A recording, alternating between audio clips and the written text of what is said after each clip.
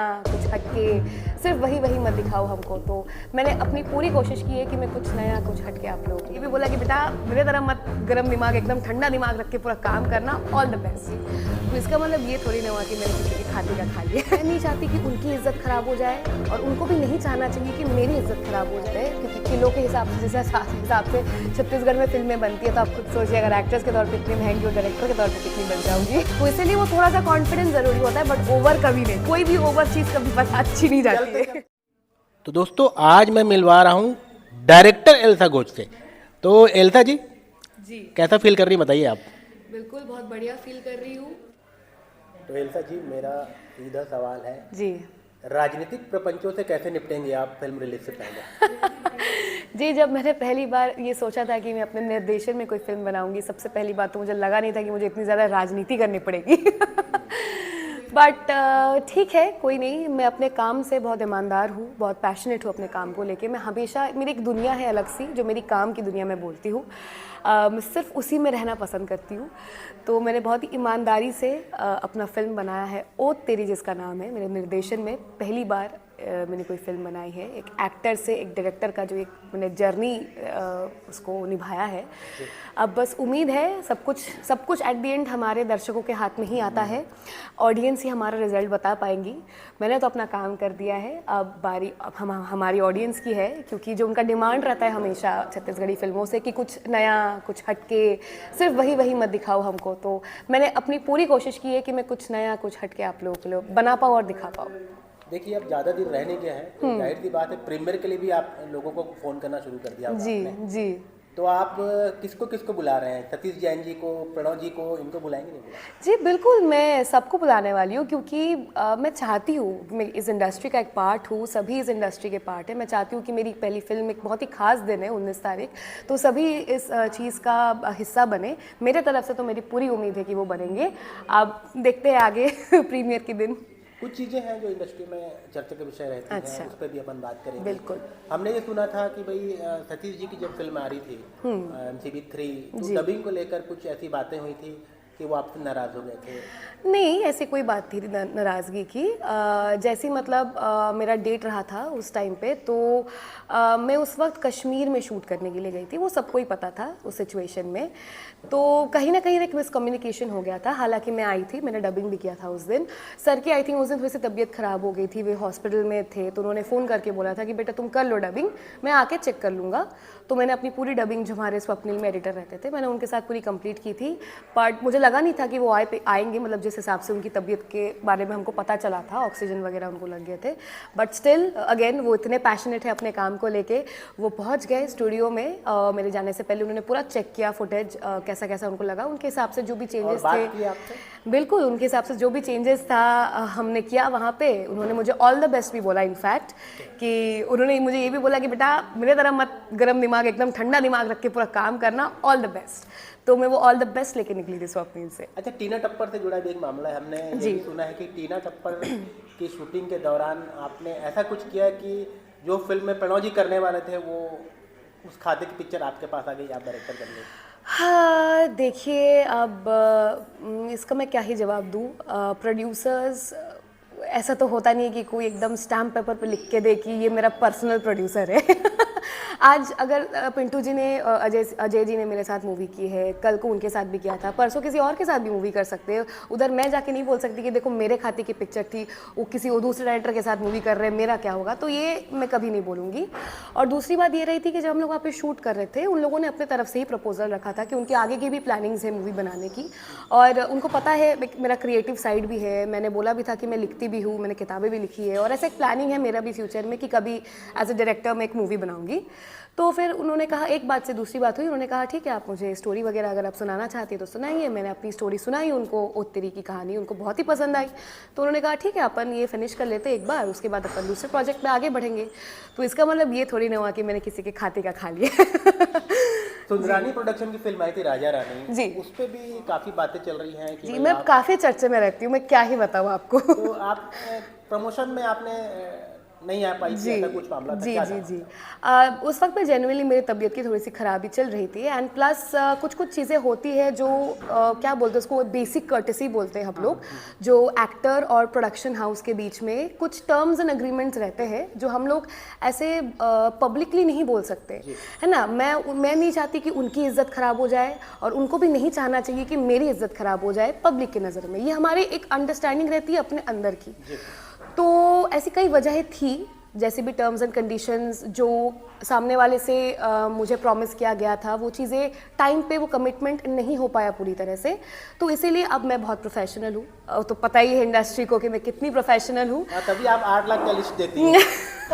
उस पर भी आऊँगा मैं। नहीं, मैं वाकई में बहुत प्रोफेशनल हूँ। आप मुझे जिस हिसाब से आप मेरे साथ बात करेंगे, मैं बिल्कुल नाप तोल के मैं आपके साथ उतना ही आप रहूँगी, मैं पूरा वक्त दूंगी मैं आपको। अगर आप अपना कमिटमेंट आपने जो बोला है वो फेल करते हैं कंप्लीट करने से, तो मेरे तरफ से भी आपको वो एग्रीमेंट जो हुआ है वो नहीं मिलेगा। फिर अब मेरे तरफ से वो कोऑपरेशन नहीं मिलेगा। बट फिर भी मेरी तबीयत ख़राब चलने के बावजूद और ये सब होने के बावजूद भी मैंने मतलब वीडियो भी जारी किया था कि ऐसा ऐसा मामला है। पर जो मेरे जितने भी फैंस हैं, मैं चाहती हूँ कि आप लोग देखो, फिल्म तो मेरी है ना एट द एंड में, कोई भी फिल्म हो जाए वो, मैं कभी नहीं चाहूँगी कि मेरी फिल्म का कभी बुरा हो, चाहे इन द प्रोसेस में कुछ भी किसी के साथ मेरा हो जाए। मैं हमेशा अपनी फिल्म की भलाई ही चाहूँगी। इसलिए मैंने वीडियो में भी जारी किया था कि आप लोग प्लीज़ इस फिल्म का ढेर सारा सपोर्ट देना। जब रिलीज़ होगी तो आप आना, मैं खुद आऊँगी प्रभात में आप लोगों के साथ फिल्म देखने के लिए, और मैं आई भी थी उस दिन। एक और बात है कि भाई आप जब से आपने लिस्ट थमाया कि भाई 8 लाख रुपए मैं लेती हूँ, ये लगेगा, तो फिल्में कब मिलने लगी आपको, क्या बोलेंगे? कम नहीं है। देखिए, फिल्में तो वैसे भी मैं चूज़ करती हूँ कि मुझे कौन सी फिल्म करनी है। आते हैं तो ऑफर्स बहुत सारे आते हैं, क्योंकि किलो के हिसाब से, जिस हिसाब से छत्तीसगढ़ में फिल्में बनती है, तो आप खुद ही सोच लो ratio. But at the end choose मैं करती हूँ कौन सी फिल्म मुझे कितना भाती है, उसकी स्टोरी, उसके बाकी और भी चीज़ें। और एक और भी चीज़ है इंडस्ट्री में जो रहता है कि एल्सा घोष बहुत चूज़ी है। मैं हर किसी के प्रोजेक्ट को हाँ नहीं करती हूँ, और एल्सा घोष बहुत महंगी भी है। मैं हर कोई मुझे अफोर्ड कर भी नहीं पाता है। एक अलग सी बदनामी है मेरे नाम में, मैं उसको एक्सेप्ट करती हूँ। बट लिस्ट की बात अगर कहे तो आप, जी हाँ, एक बेसिक रेम्यूनरेशन देखिए, मैं हमेशा अपने हक का ही मांगती हूँ। मैं कभी कुछ भी ऐसा अनयूजुअल डिमांड नहीं करूँगी आपसे जिससे मुझे पता है कि मैं उस हिसाब का, उस लेवल का आपको फुलफिल नहीं कर पाऊँगी शायद। और लिस्ट में और क्या क्या आपको लिस्ट में मिला था 8 लाख के अलावा आपने और क्या क्या देख लिया था उसमें, अगर आपके प्रमोशन से पहले, प्रमोशन में कब आना है? जी बिल्कुल, क्योंकि काफ़ी ऐसे जो हो सकते हैं, कभी नए नए लोग आते हैं, उनको लगता है कि 1-1.5 महीना का प्रमोशन होता है ग्राउंड वर्क का, उनको भी समझाना पड़ता है कि एक सिस्टम होता है प्रमोशन का। रिलीज़ के 1 हफ्ते 10 दिन पहले तक के आप ग्राउंड वर्क करते हो, उसके पहले आपको सोशल मीडिया का, तो ये सिस्टम्स जो होती है वो नए लोगों के लिए मैंने बनाया हुआ था। और क्या आपको दिखा था उसमें? वो लंबी फहरिस्त कभी ढूंढ के लाऊंगा तो बात करूंगा। प्रणव जी की पिक्चर आ रही है 25 तारीख के, प्रणव झा की, क्या शुभकामनाएं देंगी, क्या कहेंगी? जी बिल्कुल, ऑल द बेस्ट कहूँगी मैं। एज अ, अभी तो मैं डायरेक्टर भी हूँ, तो उनको एज अ डायरेक्टर मैं बहुत बधाइयाँ देना चाहती हूँ। मैं आशा करती हूँ उन्होंने अच्छी फिल्म बनाई होंगी, और जितने भी दर्शक हैं, अगर उनको वो कुछ नया दे पाएंगे उनके स्टारकास्ट के साथ, उनकी कहानी के साथ, तो ऑफकोर्स एज एन इंडस्ट्री ही हमारा ग्रोथ होगा। अगर ऑडियंस को पसंद आने लगी हमारी और भी फिल्में, वो देखने और ज़्यादा देखना चालू कर देंगे, तो बढ़िया बात है। जब आप किसी डायरेक्टर के साथ फिर से काम करेंगी जी, और कहीं ना कहीं आपका डायरेक्टर जिंदा हो जाएगा, तो कैसे उसको जी संभालेंगे? थोड़ा बहुत अभी, क्योंकि रिसेंटली मैं नितिन दुबे जी के साथ एक मूवी उनका मैं शूट कर रही थी, तो वहाँ सेट पे जो संतोष जी हमारे डायरेक्टर थे, तो अब ये मेरे असिस्टेंट ने भी, मैं जब डबिंग कराने आई थी, ये सवाल उसने भी मुझसे पूछा था कि मैम अभी आप कहीं पे सिर्फ एज एन एक्टर काम करेंगी, तो आपके अंदर का वो जो डायरेक्टर है कहीं ना कहीं तो जागेगा, किसी भी मोड़ पर आपको लगेगा कि यार इस शॉट को ऐसे नहीं लेना चाहिए था, इस यहाँ पे गलती कर रहा है कोई, ये चीज़ें। तो मैंने कहा देखो भाई, ये डायरेक्टर बनने के बाद मेरे अंदर नहीं आया है, ये मेरा शुरू से ही है। हालांकि उस बाकी फिल्मों में मैं उस अथॉरिटी पे नहीं रहती हूँ, मैं सिर्फ एक एक्टर हूँ, तो मुझे जैसा डायरेक्टर बोलता है मैं आती हूँ सेट पे, वैसा काम करके चली आती हूँ। अब क्योंकि जब किसी फिल्म में मैं अभी डायरेक्टर हूँ, तो मेरे हाथ में पूरी पावर रहती है, जिस हिसाब से मुझे काम करवाना होता है मैं वैसे करवाती हूँ। तो बट ये पॉइंट सही है, जब मैं नितिन जी के इसमें मैं काम कर रही थी, उनका नज़रिया अलग रहता है, मेरा नज़रिया अलग रहता है, बट बहुत ही स्मूथली वहाँ भी उन्होंने इतना कोऑपरेट करके हम लोगों ने सबने बहुत बढ़िया तरीके से हमने वो शेड्यूल भी कंप्लीट किया है नितिन दुबे जी वाली फिल्म का। एक्टर के तौर पे, एक्ट्रेस के तौर पर आप महंगी हैं, और डायरेक्टर के तौर पर आप कितनी महंगी होंगी? सोचिए, अगर एक्ट्रेस के तौर पे इतनी महंगी और डायरेक्टर के तौर पे कितनी बन जाऊंगी।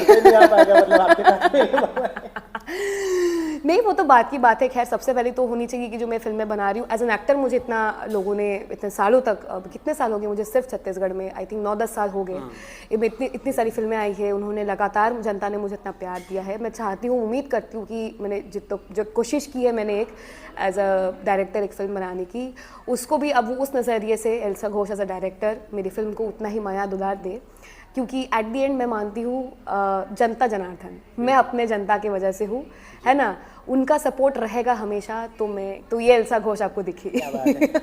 लास्ट सवाल ये, ओह तेरी को लेकर आप कॉन्फिडेंट हैं कि ओवर कॉन्फिडेंट हैं, क्या लगता है? नहीं, मैं कॉन्फिडेंट, ओवर कॉन्फिडेंट तो कभी किसी को होना ही नहीं चाहिए। मैं कोई भी, क्योंकि डायरेक्टर प्रोड्यूसर आपको दावे के साथ अगर यहाँ पे बैठ के बोलेगा कि कल को मेरी पिक्चर सुपर डुपर हिट है, तो उससे बड़ा मैं क्या ही बोलूँ, अब मेरे पास शब्द नहीं है। मैंने फिल्टर कर लिया। बट कभी भी अपने प्रोडक्ट को लेकर आपको ओवर कॉन्फिडेंट बिल्कुल नहीं रहना है। कॉन्फिडेंट रहो, ये ईमानदार रहो, सबसे पहली बात तो ईमानदार रहो, पैशनेट रहो, कोशिश करो कि एज अ क्रिएटिव आप अपने जो ऑडियंस को आप जो सर्व करने वाले हो, इन द सेंस आप एकदम बढ़िया हटके, जो उनका डिमांड रहता है, जितना हो सकता है आपकी तरफ से, आपके एंड से, उतना आप बना के उनको दो। अब वो अलग बात है, अगेन ऑडियंस बहुत अनप्रिडिक्टेबल होती है, उनको कौन सी चीज़ कब पसंद आ जाए कब नहीं आए, तो वो ऑडियंस की वो बात की बात होती है। बट अपने तरफ से आप हमेशा कोशिश करो कि आप अपना 200% मेहनत उसमें दो। तो इसीलिए वो थोड़ा सा कॉन्फिडेंस ज़रूरी होता है, बट ओवर कभी नहीं, कोई भी ओवर चीज़ कभी अच्छी नहीं जाती है। चलते एक सवाल और जी, आपके फ्रेंड्स कभी नहीं चाहेंगे कि आप शादी करें, आप क्या चाहती हैं? शादी, फैंस तो अभी तो मैं काम पे ज़्यादा फोकस है मेरा। शादी के लिए कोई पूछता ही नहीं, मैं क्या करूँ अब। कोई कभी अच्छे से पूछेगा, मुझे पसंद आएगा तो बिल्कुल मैं हाँ बोल दूंगी। बहुत बहुत शुभकामनाएं। धन्यवाद।